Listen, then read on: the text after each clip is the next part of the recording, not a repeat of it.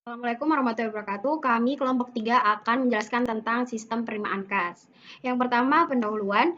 Penerimaan kas bisa berasal dari berbagai macam sumber, yaitu dari penjualan tunai, penjualan aktiva tetap, pinjaman baik dari bank maupun wesel, dan setoran modal baru. Selanjutnya, penerimaan kas bisa terjadi dengan berbagai macam cara, seperti lewat pos, pembayaran langsung ke kasir, atau dengan pelunasan ke bank. Uang yang diterima bisa berbentuk uang tunai baik logam maupun uang kertas, cek, money order, bank draft, dan lainnya. Dokumen yang terkait dengan sistem penerimaan kas dari penjualan tunai yang pertama yaitu faktur penjualan tunai, kita registrasi kas, bukti setor bank, rekapitulasi HPP, selanjutnya bukti memorial, bill of lading, credit card sales tip, dan cek. Dan selanjutnya catatan yang digunakan dalam sistem penerimaan kas dari penjualan tunai ada 5. Yang pertama, jurnal penjualan, jurnal penerimaan kas, jurnal umum, kartu persediaan, dan kartu gudang. Selanjutnya yaitu deskripsi sistem penerimaan kas. Sistem akuntansi penerimaan kas adalah suatu catatan yang dibuat untuk melaksanakan kegiatan penerimaan uang dari penjualan tunai atau piutang yang siap dan bebas digunakan untuk kegiatan umum perusahaan. Nah, penerimaan kas perusahaan ini berasal dari dua sumber utama, yaitu penerimaan dari penjualan tunai serta penerimaan kas dari piutang. Selanjutnya yaitu prosedur yang membentuk sistem penerimaan kas yang berasal dari penjualan tunai. Itu ada 7 prosedur.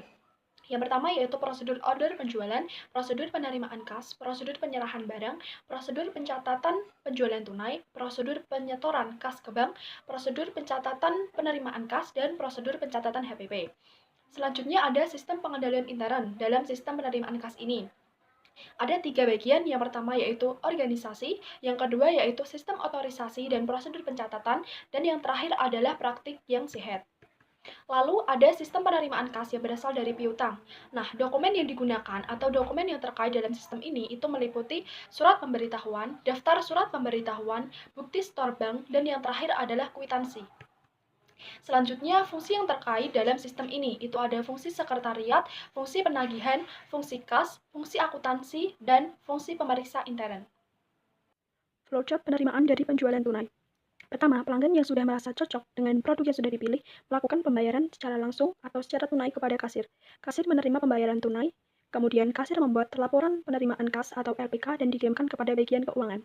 Bagian keuangan membuat laporan penjualan tunai atau LPT rangkap 2.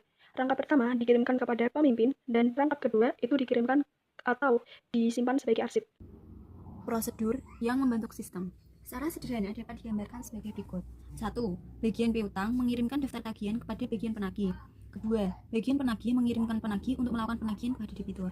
Ketiga, bagian penagih menerima cek dan surat pemberitahuan kepada debitur. Keempat, bagian penagih mengirimkan cek kepada bagian kasa.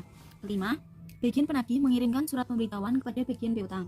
Keenam, bagian kasa mengirimkan kwitansi kepada debitur. Ketujuh, bagian kasa menyetorkan cek kepada bank. Kedelapan, bank perusahaan melakukan clearing atas cek kepada debitur. Sistem pengendalian intern, organisasi. 1.